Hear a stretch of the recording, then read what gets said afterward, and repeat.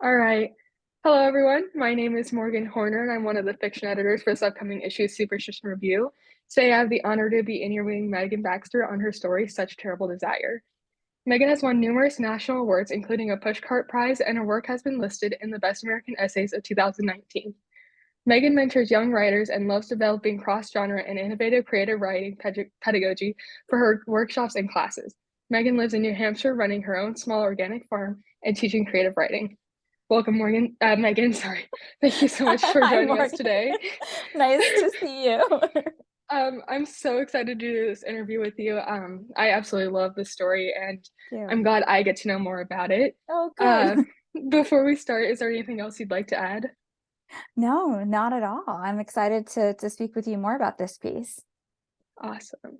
So, for our first question, in many stories that depict miscarriages, there will be a heavy focus on the emotional trauma that is caused by an event, by such an event.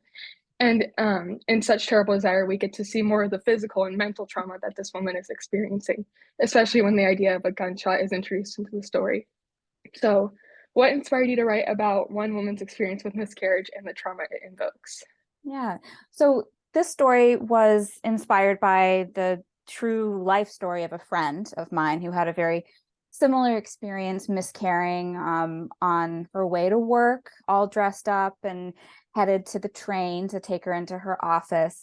And when she related the story to me, the way that she told it was focused on the physical component of the experience. She had had previous experiences with miscarriages at home with her husband and with her family, and had not been out in public, wearing the heels, dressed up, ready to go in, and was just struck by the question of what do you do in that situation when you are so physically you appear so physically injured, and there's all those little questions of, do I call in, do I go home, how do I clean myself up for the time being, do I take an Uber, like how do you recover from the physical and public shock of that moment?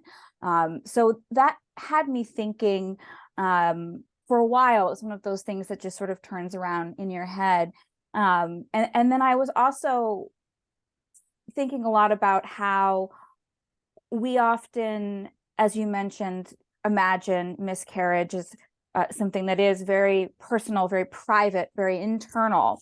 But pairing it with a public experience made me realize that it's one of those very few experiences that we have that can be so public, that can be so seen, and there's so much exposure in that moment. So I was struck by its similarities to other forms of violence and sort of the shock that it might have for other people who are witnessing the event.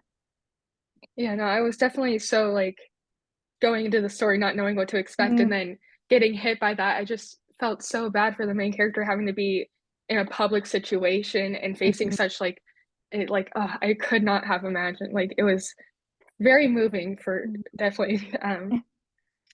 So color plays a strong role in this story, from the delicate yellow of the main character's dress to the vibrant red of her blood.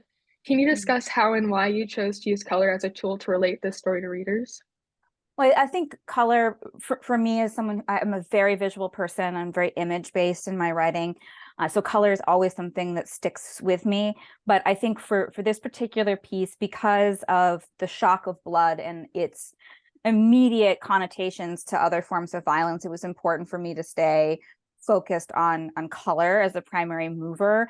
But also because the woman here is thinking about her clothing and thinking about the way she appears. And so I wanted to tie in the dress and some of the joy that we kind of all feel this time of year as spring is beginning to bloom and there are flowers finally, and we can bring out a beautiful sundress if we want to. So I wanted to tie in some of that and connect it to the world of the blood and the shock of that kind of public exposure.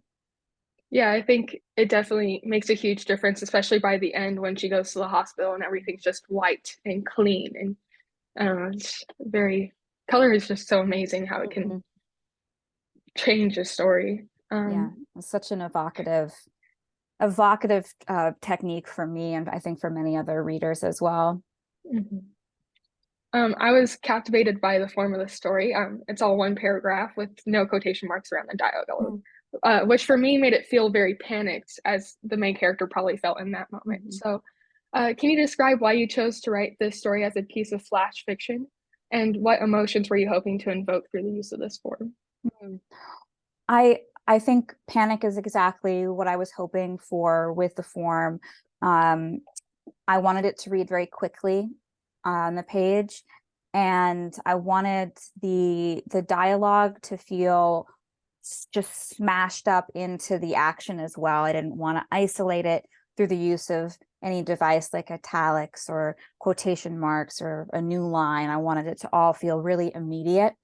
In terms of choosing the length of this piece, I wanted to linger just on the images, and so when I find myself attracted primarily to image, I realize that it's probably going to be a piece of flash fiction, something that's shorter and lets me exploit that, because I don't think in this situation that knowing what happens before, what happens after really changes the way that we see this one moment. Yeah, I think for me, I definitely have gotten into flash fiction a little bit more just within the semester alone. Mhm.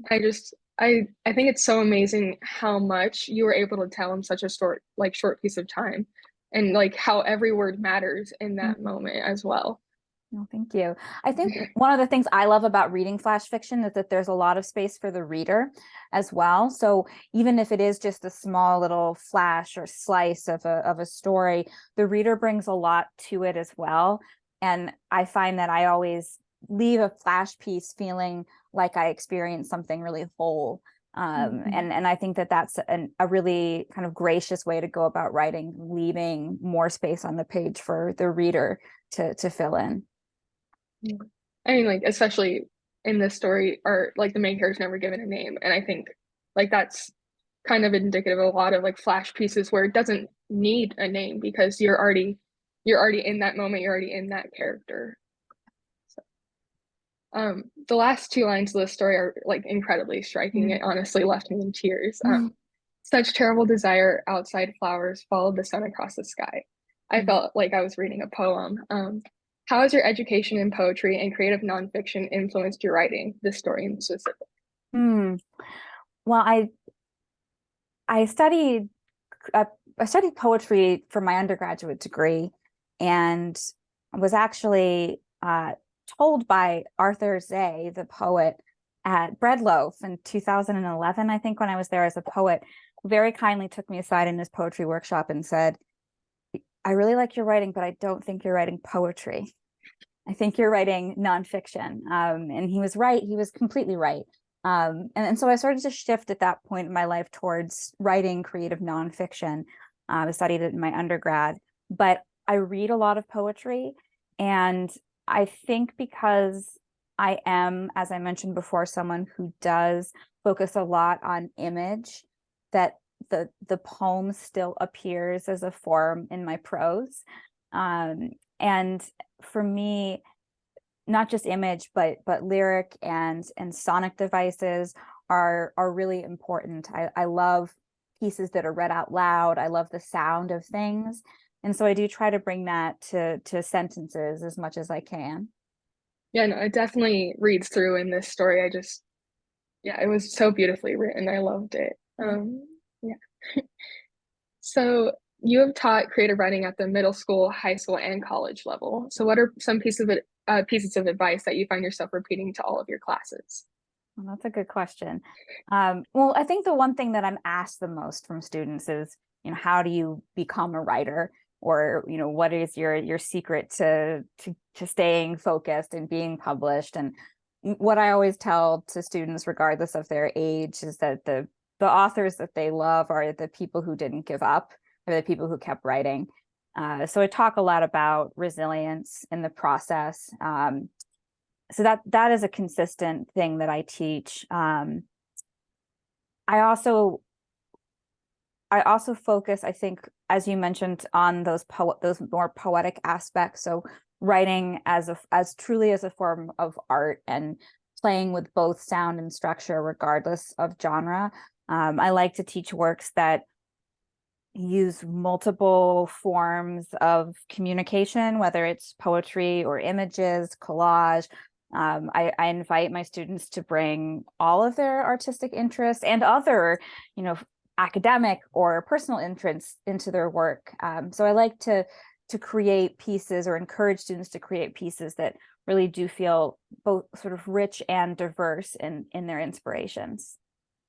Yeah, resilience is definitely like something Yeah, I have to remind myself when we I'm writing. all do.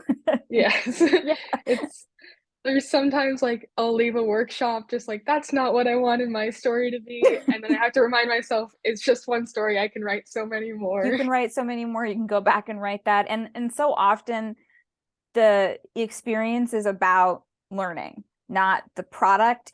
And I think it's hard, especially for younger people today, to understand process, that the thing that we produce for an assignment might not be the final thing that you are creating. So not to encourage students to throw away pieces, but to come to the page realizing that not everything that you compose is going to end up being a final masterwork, that the actual practice of creating something is what you're in it for. Yeah, a lot of my teachers kind of practice this like refuse to be done. Matt Bell, he wrote Mm. a craft out book on Yes, it, and it's a great book. yeah, I have to. That's one thing I definitely remind myself. Like, not every story is going to be finished the first time, even though I want it to be. It's something you repeat over and over and Yeah. over again. And just wait until you start writing whole books and you realize that about whole first drafts. Yes. So you're releasing a collection of essays titled 20 square feet of skin this upcoming May. Can you describe your experience with publishing this collection, and are there any other projects you're currently working on? Yeah, so 20 Square Feet of Skin is coming out through Mad Creek Books, which is an imprint through Ohio State Press. And I submitted the manuscript to them via one of their annual contests. And while it wasn't a winner, it was selected for publication, which was wonderful. And I've had an absolutely extraordinary experience with the editors and the staff there. Have really helped me make the collection better than it was when I sent it off to them, which is, I think, everything that a writer is looking for in a relationship with a press. The manuscript itself was sort of born out of my master's thesis at Vermont College of Fine Arts, under the supervision of Patrick Madden, who's an essayist out of Utah. And he and I focused a lot on experimentation and adding additional source material to the essays. So the collection as a whole explores the body through a multitude of lenses and influences. So there's a lot of essays about music, but there's also essays about things that I felt weren't quote unquote writerly enough to write about, like getting pedicures or going to the gym, things that are very much part of our everyday, but don't often end up being the material that we see celebrated in the personal essay. So over, a series of revisions and additions, the book is now complete, and I have never been more proud of anything that has gone out for publication. So I'm really excited to see what people think about it. I definitely will be looking out Yeah. for it. I'm as soon as I read your story, I was like, this is someone I want to pay attention to for the Oh, long haul. So well, I it was will very, say, yeah. to continue your question about any other projects that I'm working on, I have moved out of the realm of writing nonfiction, at least for the time being. I've written 3 books and published 3 books of creative nonfiction since 2018 to today. So in a very short period of time, I wrote a lot of material. And I won't say that I'm out of material, but I'm definitely taking a little bit of a pause, and I'm turning my gaze towards fiction. So submitting pieces like Such Terrible Desire, but I'm currently working on a novel, and also a lot of other short stories and flash pieces. Yeah, that's so awesome. I admire how you're able to switch through these different It's genres. so That's much really fun. cool. Fiction has been such a joy to, you sit there and you think, oh my gosh, I can actually just make something up. This is amazing. I love that. Yeah, it's definitely one of my favorite. That was one of my favorite parts of fiction. And then I took a research-based fiction class and I was Yeah. like, Oh, there's some things that need to be very I accurate. know, I know. My novel is heavily research based and it is exhausting. Yes. Yeah. I can imagine. I finished a story last night for my research class and I was just afterwards, I'm not doing any more homework. I am going to sleep. Yes. Yeah, your It mind felt really so works on overtime. yes, it felt so good to close all the tabs on my Yeah. computer. I'll be very happy to get rid of all these. I have all these research books here, which make me look like I have very strange interests. Eventually, those will go away.